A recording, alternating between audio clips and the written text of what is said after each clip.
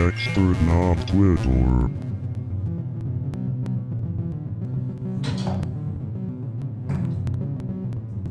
Alright, how's it going, everyone? Welcome back to my channel, Expert Knob Twiddler. I'm the Expert Knob Twiddler. You're an Expert Knob Twiddler. Everybody here is a knob expert twiddler. So for me, one of the biggest stumbling blocks when making music is coming up with a cool melody.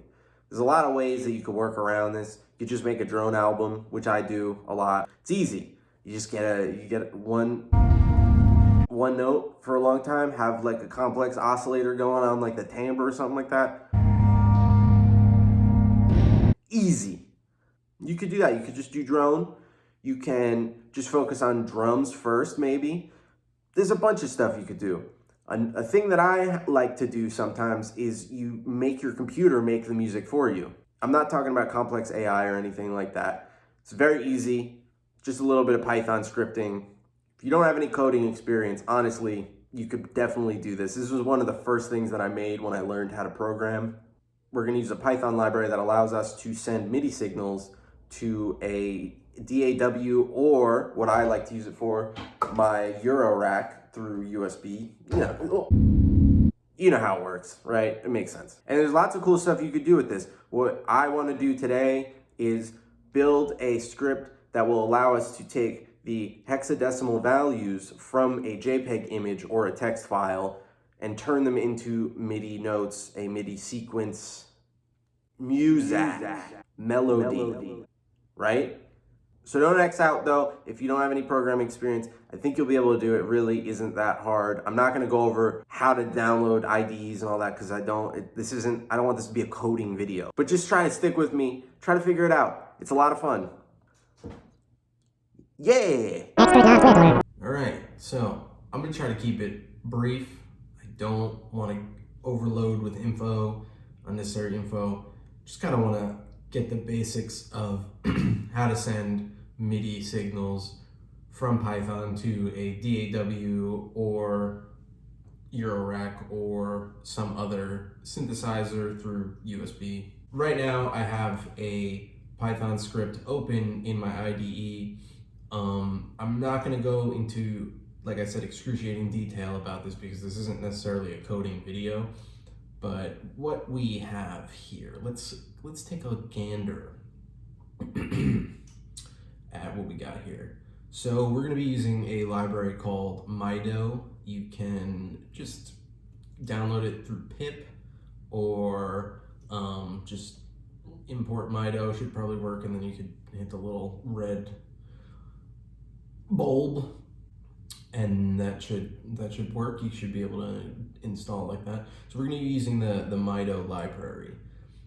What MIDO does is it just allows you to send MIDI signals, like I said, MIDI signals to a DAW or whatever you're trying to send MIDI signals to.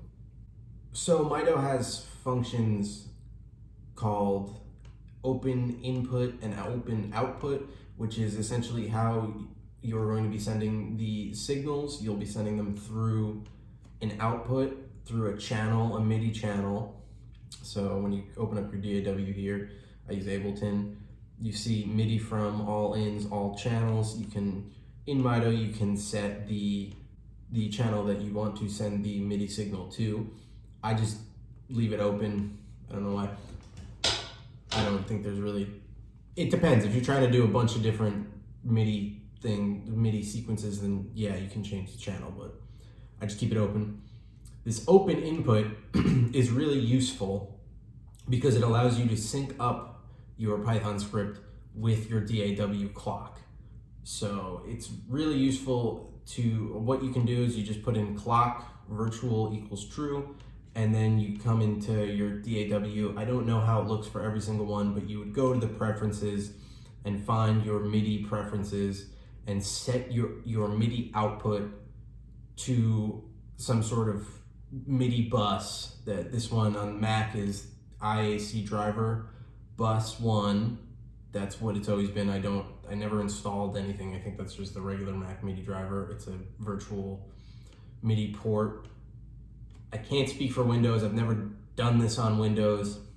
I don't know for sure, but if you're using a Mac, you can do this. I think there's software you can download that will allow you to route MIDI signals to a virtual port on a Windows computer. I will try to add some in the description if I can find it. One caveat here, for whatever reason I can't run MIDO the way that it's supposed to be run. I think it's because just my computer it's kind of on its last legs. It's got a lot of weird issues. For whatever reason, I get this weird error, this weird API unspecified error. Can't figure it out. I've looked in the documentation, I've looked all over, can't really figure it out. So what I do as a workaround is I set the MIDO backend to Pygame. So I import Pygame, and then that's what I use as the MIDO backend. Instead of the dependency that is included with MIDO when you import it, RT MIDI. So my screen's gonna look a little bit different, but you can do either or. This is just to let it sync up with your DAW. If you don't really care about that, go ahead, you can do what I'm doing. So yeah, what we got here, this is the basic kind of starter template that I'm gonna be doing, is we got the import and the output, which are the MIDO inputs and outputs. And then we got a little while loop going on here with a variable,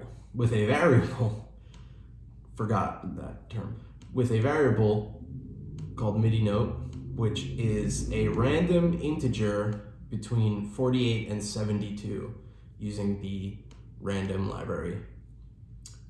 A variable called note on, which is a MIDO function called message, which is essentially just a MIDI message. It's generating a MIDI message. Has the parameters note on or off. It's the channel you want to send it to, and then the note, which is an integer from between 0 to 127. That's the value that MIDI is in between 0 to 127. So that's C0 to whatever the last one would be, I don't know. So then you have the note off message. Then we are sending the note out to your DAW, note on, and then sending a note off. And then we just have a sleep function here, and it's just so it keeps some gaps in between, so it's not just a while loop, which is gonna compute in, quicker than you can think. It's gonna be a timed iteration. So if we go ahead and run this, what we'll hear. So right now, I have the MIDI info going through Ableton into my nifty case Eurorack. Pretty great that this thing comes with built-in USB, so you could just do MIDI stuff with it. Yep, that's the video, that's it. This is it. This is generative music, right? I mean, just kidding. That's not it. So yeah, this is, obviously that's just a random bunch of notes. You could just hit the keyboard and do that. That's not really anything interesting. It's just random notes, right? But that's the building block for generative music. It's pseudo random, or it's random, which is defined in certain parameters, right? So you're kind of building upon the randomness in a way.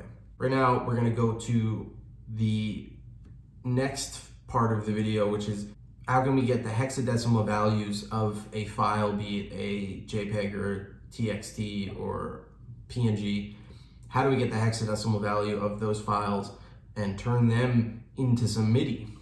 Well, it's pretty easy because Python has a pretty great built-in where you can just read the hexadecimal of a file and append it to a list. So you can iterate through that list and just have that iteration be sent to MIDI. So how we do that? Well, we got our, we're gonna do a little writing of the functions. We're gonna write a couple functions. We got a function here, binary read, which it has a parameter for a file name, right? So you're just gonna have with open fname file name, and then RB for read binary. Then we'll do RF read file equals byte array, and then file.read. So what you're doing is, this is just basically reading the hexadecimal values of the file, and then we're going to put them into a list, call it hex list. So so it's going to iterate through all the hex and add it to a list. Then this is the important part. We're going to make another list called converted hex, turn that hex into an integer, because MIDO cannot send hexadecimal, because hexadecimal base 16, integer base 10, right? We know all that, maybe not. Can't send hexadecimal to MIDI. It's not gonna work, right? So we turn that into an integer. So integer, and then what you do is you add 16 so that it knows that it's base 16, right? So that turns into a integer, but you can't just send that integer as a MIDI message, right? A lot of them are going to be too big. You're going to have, numbers like 4,000 or whatever. So we need to use a numpy. I call it numpy. I think some people pronounce it numpy. A numpy function called clip, which will allow us to, it'll add a ceiling to the array and will keep it between a limit that we set. So you could set it to any range that you would like, between 0 and 127, because that, like we said, 127 is the highest a MIDI note can be, right? So you could set it to 0 to 127. I think that's a little bit too much of a range. You're not going to really get anything musical out of that. Maybe you will. You can. You'll find something to work with, I think. If you want to do that, do it. Don't take my advice. Just do it. So let's before we go any further, let's see how 0 to 127 sounds, right? So we're gonna run this script. Go ahead and run.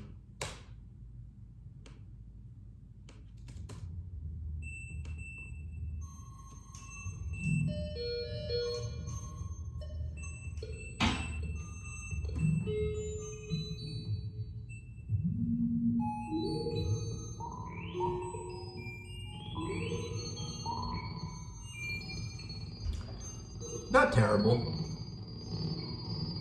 I don't necessarily love it. Like I said, I think there's a little bit too much of a range there.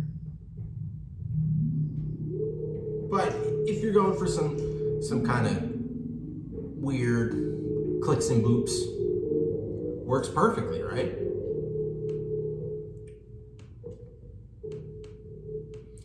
But personally, I think it may sound better if we keep the range. So I'm doing 36, which is, you have 12 notes on this octave. So you have 12, 24, 36. That would be C3. We could do 48. Let's just do 48 for right now. Let's do 60. Right? Let's try that. It's 2 octaves. Let's see how that sounds.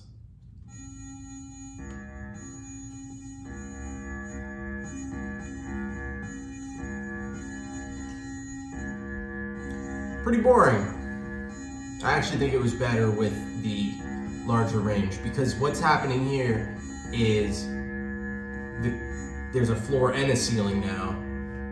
So anything lower than 36 or C3 is going to just be C3, right? And anything above 60 is going to just be 60, right? So actually kind of boring. It depends on yeah, it's just drone.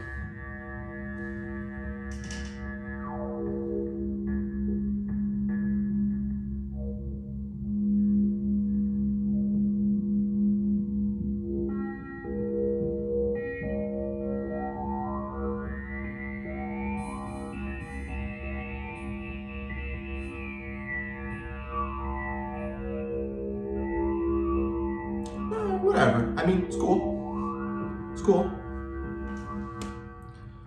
Then what we're doing is we're just taking the, we're making it, then what we're doing is we're making a variable called data, and we're just running this function. We're just putting a file into this function, and then having the hexadecimal list that we've created be a variable called data.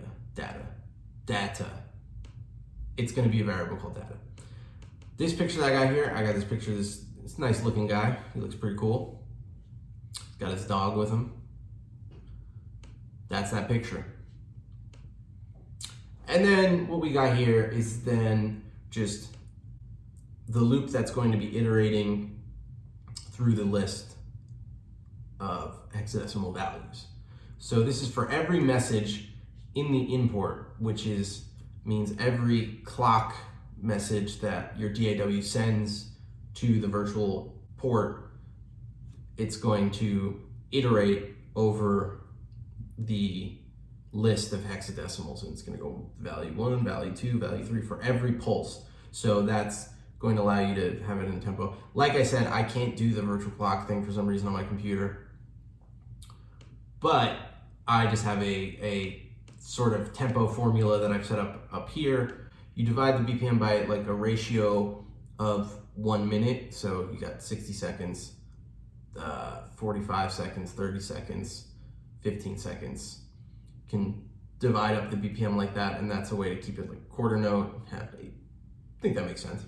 So yeah, and we got this. Basically, if the message type that you get from the DAW is start, which is the message that sends when you press play on your DAW, that's going to start the counter. And then there's just a typical counter function where it counts and then allows you to loop, right?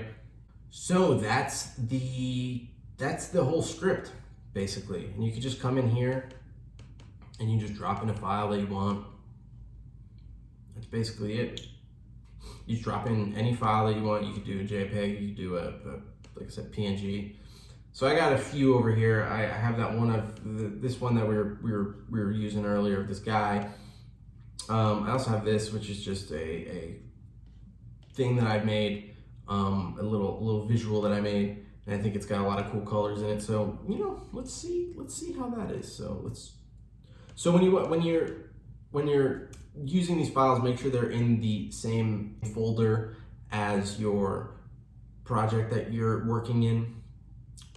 Just if anything, you can just drag and drop them in there.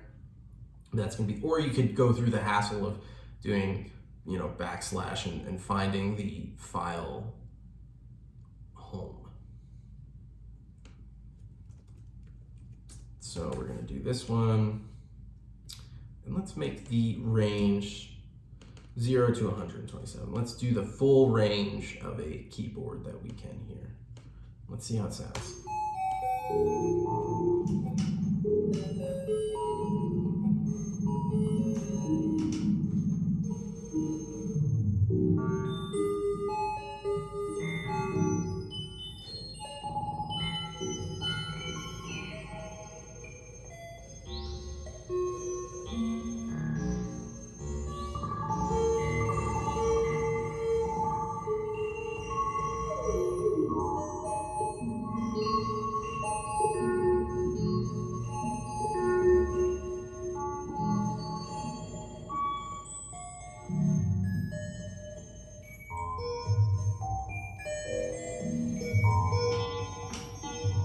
Pretty cool. Kind of sounds like some Raymond Scott, if he was just kind of playing a JPEG of some pink and purple sky. It sounds like that. And he was doing it through a URAC. Doesn't sound like him at all, really, but kind of. You might get my drift.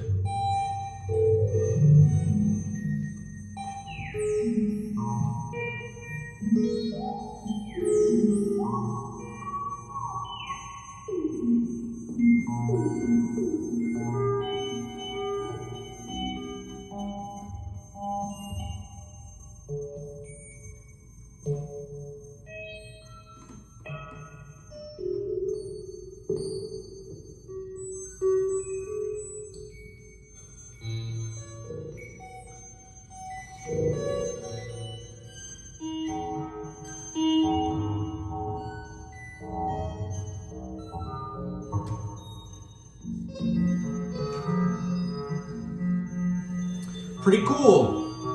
All right. So yeah, that's it. That's all you got to do.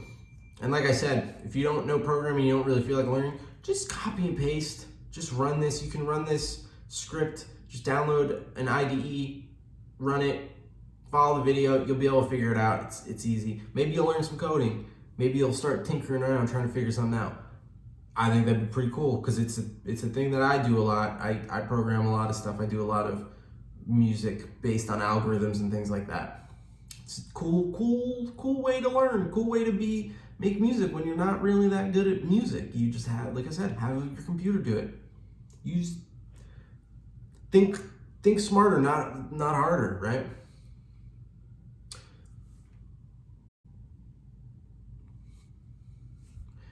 If you like the video, like, comment, subscribe, do all three. Let me know how bad I am at explaining programming stuff. Let me know how good I am at explaining programming stuff. Let me know how much you think this MIDI sequence sounded like Raymond Scott. You probably didn't. You're probably gonna get mad at me in the comments. It's cool, whatever. Comment that. Like the video. Don't dislike it because YouTube won't even like the video. Thanks. Expert not Twitter. Expert not Twitter.